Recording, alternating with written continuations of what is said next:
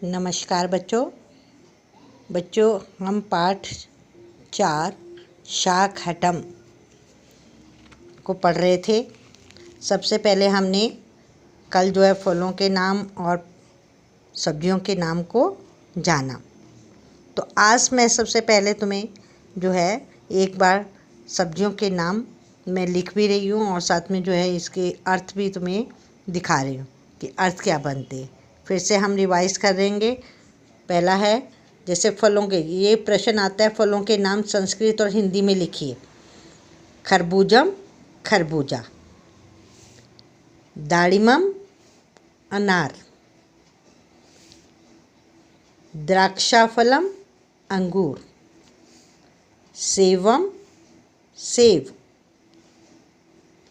कदलीफलम केला, नारिकेलम नारियल, पपीतकः पपीता, तरबूजम तरबूज, आम्रम आम, नाड़गम संतरा। तो बच्चों हमने जो है ये सारे के सारे फलों के नाम याद किए, लिखे, संस्कृत में लिखे, फिर इसकी हिंदी हमने बताई कि संस्कृत में इसको हम संस्कृत के फलों के नाम संस्कृत और हिंदी में भी लिख सकते हैं, या संस्कृत से हिंदी भी कर सकते हैं, या फिर शब्दार्थ भी कह सकते हैं इसे, या फिर संस्कृत और हिंदी भी कह सकते हैं। किसी भी तरह से ये अगर आता है आपको, तो आपको पहले इनके संस्कृत के नाम पता होने चाहिए, फिर इसके हिंदी के नाम। सबसे बड़ी बात यह है कि जब आप संस्कृत में इसके फलों के नाम याद करेंगे, आपने सबसे ध्यान देने वाली बातें हैं कि विसर्गों का ध्यान देना है, और विसर्गों का ध्यान देना है, और हलंत का ध्यान देना है।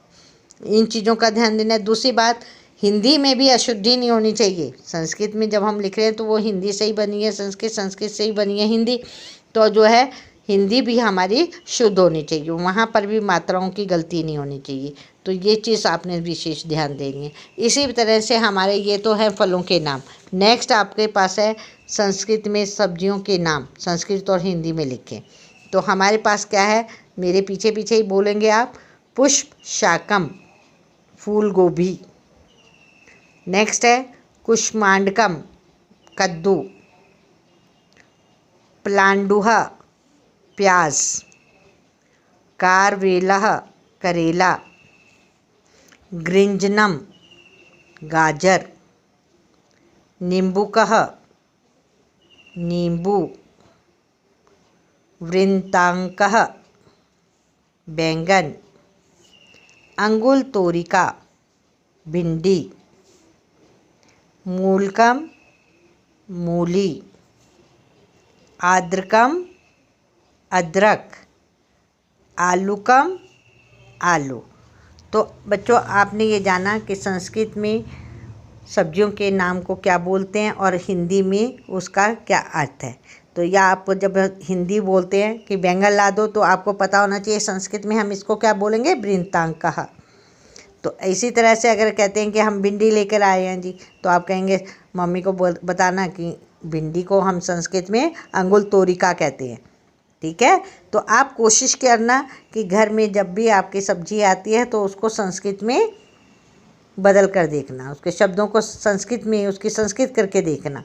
इससे क्या है कि आपको जल्दी ही आसानी से संस्कृत के शब्दों का पता चल जाएगा, और ये भी पता चल जाएगा कि फल कौन से, संस्कृत में इन फलों को क्या कहते हैं, और संस्कृत में ही सब्जियों को क्या कहते हैं। हिंदी और संस्कृत दोनों का ज्ञान होगा। तो बच्चों आज जो है सबसे पहले हम जो है ये आप नेक्स्ट इसी पे उस पे पाठ पे आ जाइए। कठिन शब्दों के नीचे हम पहले अंडरलाइन भी करेंगे, और फिर मैं शब्दों के अर्थ भी बताऊंगी, आपको लिखवाऊंगी।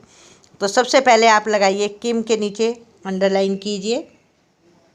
इससे पहले शाकहटम, ये आप जो अंडरलाइन कर रहे हैं शब्द बच्चे, इन शब्दों को आपने लिख कर देखना है श्रुतलेख की तरह।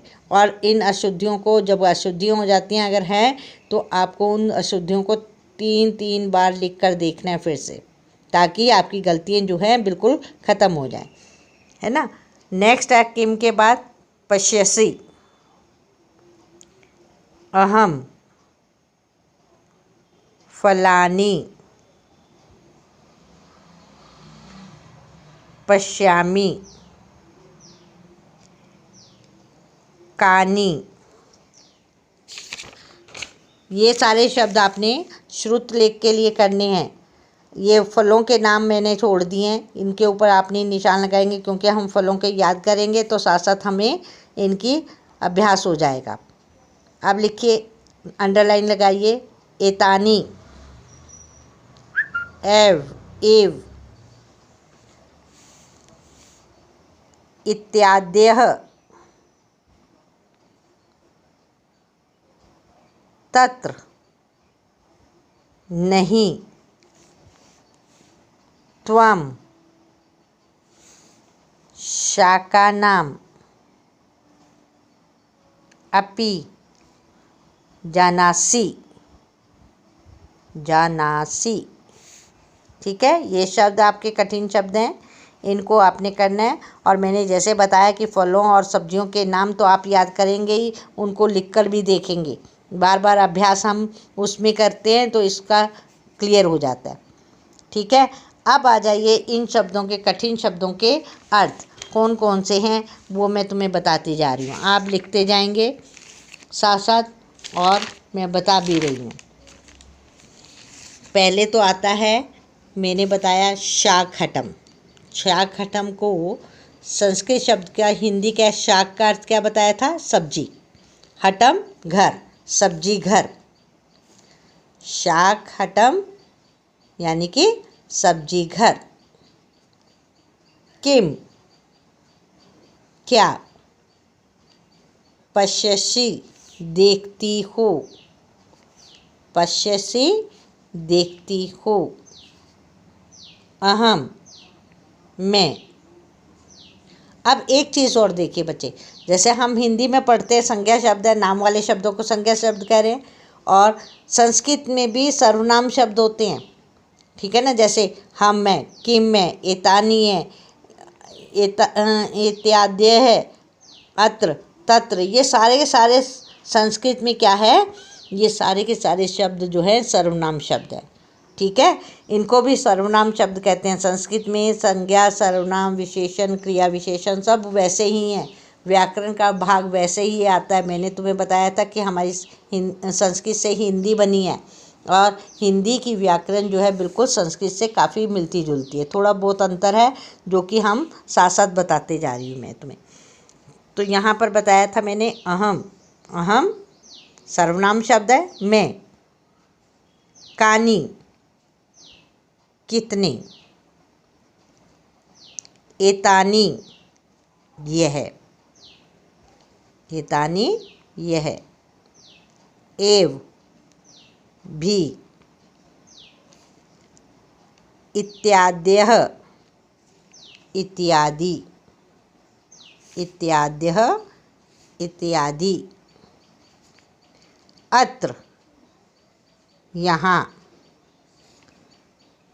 तत्र वहाँ। देखो ये दोनों शब्द अत्र तत्र, यहाँ वहाँ, उल्टे शब्द भी है, विलोम शब्द भी आ जाते हैं। संस्कृत में भी विलोम शब्द होते हैं, अत्र तत्र, है ना। मैं तुम, अहम त्वम। फिर आता है अपि भी, त्वम तुम, नहीं नहीं। तो ये सारे के सारे शब्द जो हैं, ये कठिन शब्द जो थे मैंने आपको इनको लिखकर और इसके अर्थ तुम्हें बता दिए। ठीक है, तो आपने इस चीज़ का ध्यान रखना है कि आपने इन शब्दों को याद भी करना है और साथ में इनको लिखने का अभ्यास भी इनके साथ करना है। अब आ जाइए यहाँ पर, जो है मैंने तुम्हें कहा था कि मैंने ये जो है फलों के नामों को छोड़ दिया है और फल और सब्जियों के नाम तो आपने यहाँ से भी याद कर सकते हो, या चित्र में से देखकर आपने याद करने। फिर इसके बाद अभ्यास कार्य हमने किया था, हमने समझा था कि एतत् जो है वो किसके लिए लगाते हैं, कौन सा पुल्लिंग है ये? एतत् नपुंसकलिंग है ना। एतत् में क्या है? नपुंसकलिंग, क्योंकि ना तो ये स्त्री है ना ये पुरुष है, तो तीसरा लिंग जो है उसको हम क्या बोलते हैं? नपुंसकलिंग। संस्कृत में बताए थे मैंने आपको कि 3 लिंग होते हैं। पहला पुल्लिंग, दूसरा स्त्रीलिंग, तीसरा नपुंसकलिंग। ठीक है, तो यहाँ पर जो ये फल हैं ये सारे के क्या हैं, ये ना तो स्त्री है ना पुरुष है, ये क्या है तीसरे उसमें आ जाता है। तो तब हमारे साथ इस तीसरे को हम क्या कौन सा लिंग बोलते हैं, नपुंसकलिंग। तो नपुंसकलिंग के लिए हम कौन से शब्द का प्रयोग करेंगे, सर्वनाम कौन सा लगाते हैं, एतत्, यह, एतत्, यह। ठीक है, तो नपुंसकलिंग ना स्त्री का बोध हो ना पुरुष का बोध हो, कोई तीसरा ही चीज़ जो है के लिए प्रयोग में लाते हैं, वस्तु के लिए लगाते हैं, तो वहाँ पर हम एतत् का प्रयोग करते हैं। हो गया क्लियर। नेक्स्ट हमने बताया था कि हमने फलों और उसके बाद जो सब्जियों के नाम हमने जो हमें अच्छे लग रहे हैं, हमें आसानी से याद हो रहे हैं, वो हमने यहाँ पर लिखे थे। ये फलों और सब्जियों के नाम बच्चों आपने याद करने हैं, जितने जितने हैं सब याद करेंगे और उसके बाद जो है इसको लिखने का अभ्यास करेंगे, बोलने का अभ्यास करेंगे, तभी जो है आप इस जो है फलों के और सब्जियों के नाम को आप अच्छी तरह से शुद्ध उच्चारण से पढ़ भी पाएंगे और इसको लिख भी पाएंगे। क्योंकि अगर उच्चारण सही होगा तो आप जो है लिखने में भी अशुद्धि नहीं करेंगे।